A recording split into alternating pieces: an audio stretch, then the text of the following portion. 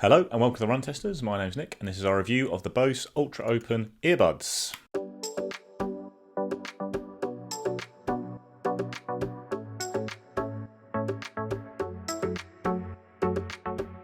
So the Ultra Open Earbuds are new headphones from Bose that were released in February this year. They are open design headphones, which Bose has had in the past, but they never crossed over to the UK, so we didn't test their previous stab at an open set of headphones.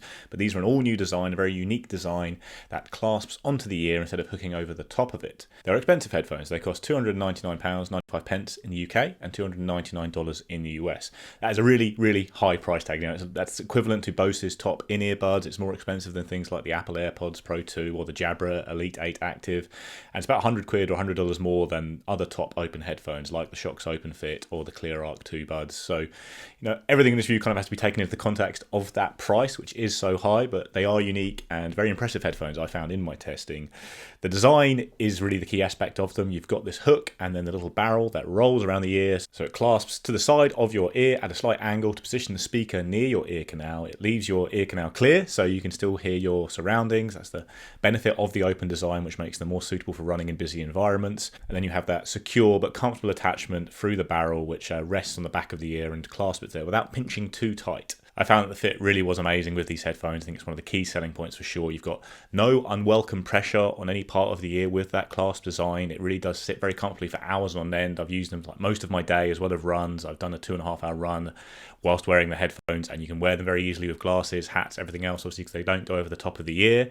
In general, the fit, is the best I've come across, really. It is very comfortable, and the speaker rests very naturally in the right place within your ear, so you get clear sound from that speaker without having to fiddle with it too much on the run or at any other times, really. So, yeah, it's an exceptional fit for sure. Like, even other open headphones that sit over the top of the ear, sometimes I found that they clasp the ear too tightly. They put a bit of unwelcome pressure. Obviously, in-ear buds aren't for everyone. I don't love amount of pressure on my inner ear if I wear them for very long periods, some of them. But so this is a key selling point of the Ultra Open headphones, is that you've got that awareness and a very comfortable and secure fit. So other design notes, these are not waterproof headphones, but they are IPX4 rated, which means they're sweat and water resistant. Now, there are sports headphones with higher ratings that might give you a bit more peace of mind when it comes to durability, but I've used IPX4 headphones for many years of running in all kinds of conditions, very sweaty, hot conditions and rainy conditions, and I don't really have any concerns about the durability of these headphones on that front. It's always been a high enough rating for me in the past. Also note, the headphones come in two colours. There's black and this kind of whitey, silvery colour I've got here. I come with the carry case, which is reasonably small and pocket sized, and obviously adds a bit more battery life, which we'll talk about in the battery life section. And you don't have any attachments on the headphones to change the size at all, because it's not needed with this clasp that obviously varies in size as it rolls around the ear to clasp to individual ears, so you don't need different size ear tips or anything like that with them.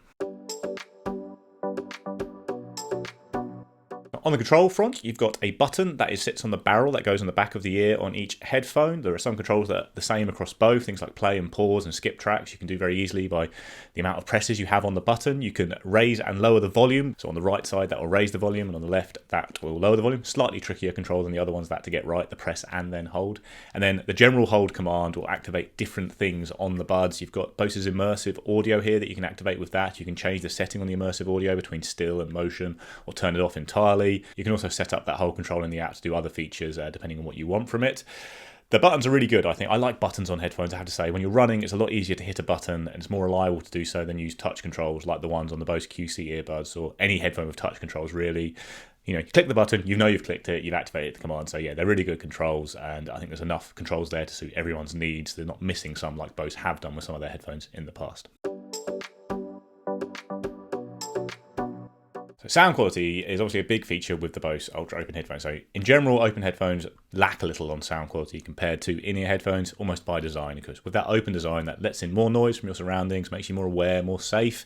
You lose the passive and obviously sometimes active noise cancellation you get with in-ear buds. You get less powerful bass, that kind of thing. So it is generally a black mark against open headphones. They don't sound as good as in-ear buds, but they are getting better. And I will say the Bose Ultra Open headphones are the best sounding open headphones I've come across. In quiet environments, like when you're working at your desk or that kind of thing, they are the match of in-ear buds for me. You get a real depth and clarity to the sound, especially in the upper ranges. They have a really nice warm sound profile that works really well for the kind of music I like. I listen to a lot of alternative music or singer-songwritery stuff or classical music sometimes, and then you get enough punch and power there when you're listening to poppier, rockier tracks or dance music, especially on the run when you put on your power playlist or whatever it is. The bass here is pretty good. You could up it in the app as well. There's a kind of a 3-bar EQ setting you can use in the app. It's still not going to be as powerful as in-ear buds, but certainly in quiet environments, the bass is good enough to really enjoy your music. There's enough punch and power there to give you that full sound profile that you want that isn't always there with open headphones. And then on the run, the headphones are really good. They don't get drowned out at all. So when I've done track sessions with these headphones on a very windy day when the track is the windiest place in the world, and sometimes that blocks out the sound from your headphones if they're open design, and that wasn't the case at all with these. I've run by busy roads, and music and podcasts, neither of them are drowned out on these headphones when you're in those kind of environments, whereas they often are with bone conduction headphones. I found it's very hard to hear musical podcasts on bone conduction headphones by busy roads, and you still get that awareness. Obviously, if you have the volume turned up very loud with these, don't get as much awareness as with headphones that leave the ears completely clear or a bit quieter, but you can obviously turn them down and still hear everything around you really well. In most environments, I did not miss having in-ear buds using these headphones, which is not the case with other open headphones. They sound really good to wear all day and use at work, and they sound loud and punchy enough on the run that you can really enjoy your music as well. Like when your big playlist comes on the run, you can really get into your music. Like at the end of a couple of long runs and issues, a 24-miler, and the last couple of tracks that came on were the main song from the film Eurovision and All Saints' Pure Shores. It's not particularly great music, but it's the stuff that gets me going at the end of a run, and they sound really good. They deliver the power to help you just sail through that last mile or so.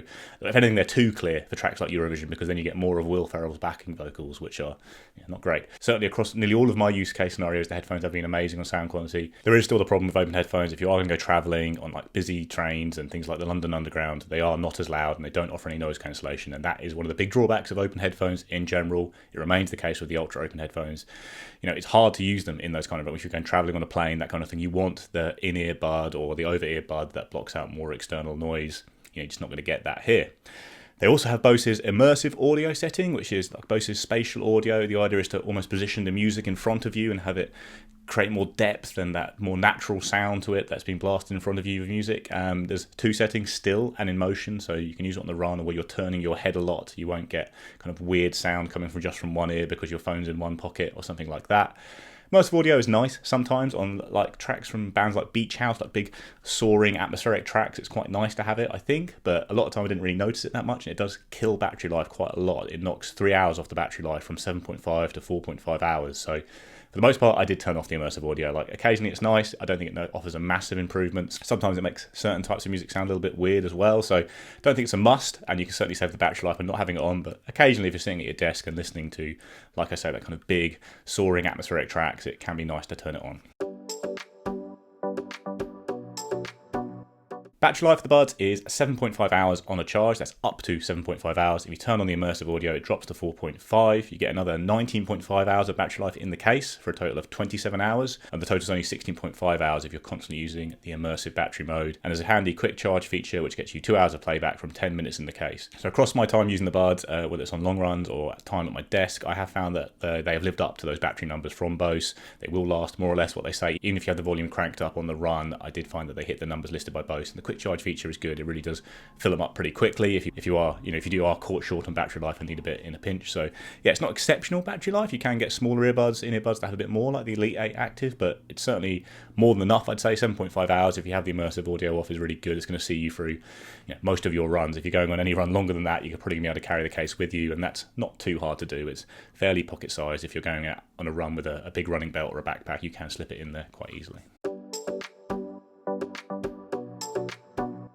So verdict on the Bose Ultra Open is that they are the best open headphones I've tried quite comfortably, and my favourite running headphones now. I do prefer open headphones on the run for the most part, for the awareness, but also the comfort of the fit. I quite like open headphones as well at home if I'm sitting at my desk in a quiet place, and these sound a lot better than other open headphones, and the fit is the best I've come across. It's really comfortable for long periods running and then not running, and just stays really securely in place no matter how sweaty you are or how long you're running for. So really they live up to their billing. They are excellent headphones with great sound quality, more comfortable than in-ear buds as well, which I do find irritate my ear a little bit if I wear them for really long stretches. So yeah, pretty much perfect. That is except for the price. Like, can open headphones ever be worth this much? Like, you can get really fantastic in-ear buds for the same price or less than this, like the Bose's QC earbuds or their new Ultra earbuds, the Apple AirPods Pro 2, the Jabra Elite 8 Active are a lot cheaper, and you are going to get beefier bass, that more immersive sound quality of in-ear headphones with active noise cancellation and passive noise cancellation. And, obviously you get things like transparency modes too, which can bring a little bit of extra awareness on the run, or you can pop one earbud out if you want to, and you are going to get more rounded headphones there that are better for the lifestyle running crossover use. Like if you are in noisy environments a lot, you're going to feel the benefit of those in-ear buds, like if you're traveling or you're on the tube or something like that. These are amazing. Like for my use case, they're great. I don't go out of my house very much apart from to run. I don't travel a lot, so I prefer using these on the run, and I actually kind of prefer them using them at home because of the comfort factor of this open design and that really nice sound quality they have with a almost more open feel because of the fact they're not blocking the earbuds. But if your use case scenario is a lot more traveling, then you're going to get better value from in-ear buds for sure. And also, if you just need open headphones, sometimes you can certainly get much cheaper options. There's the OneMoreFit SE Open Earbuds S30, which is a bit of a mouthful, but they're 70 quid or $70. They're pretty solid open headphones.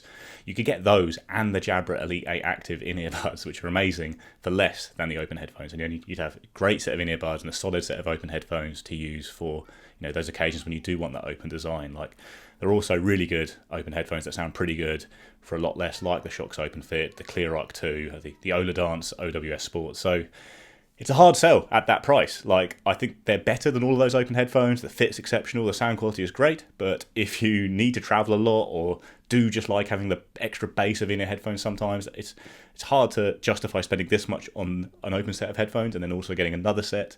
They're the best open headphones out there. They're my favourite running headphones, but you can get better value, I think, than the Bose Ultra Open headphones, unless your use case scenario is very similar to mine, or if money's no object, obviously, in which case, go for them. They're amazing. I loved using them. I think they're brilliant.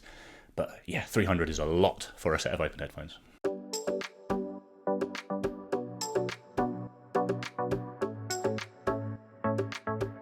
That's our review of the Bose Ultra Open headphones. Let us know what you think in the comments below. Are you a big fan of open headphones in general for your runs now, or do you prefer in-ear buds or bone conduction buds even? Please do like, subscribe, ring the little bell, and we will see you next time.